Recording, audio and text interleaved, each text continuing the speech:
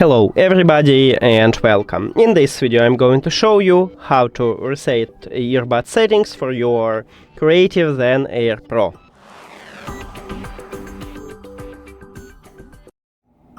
You have to start by open Creative application, and if you add your earbuds to the application you will see this menu. Now look, I select this preset.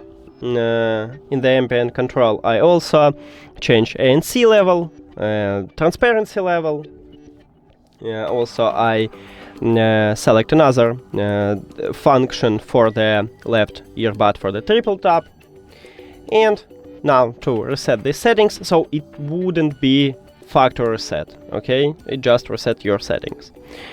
You just go to the settings at the right top, and right here at the bottom we have reset device. You need to tap on it and then click at the reset. Now we need to wait a few seconds, then click OK. And now if we return to, let's say, custom buttons, I have it by default, this left function.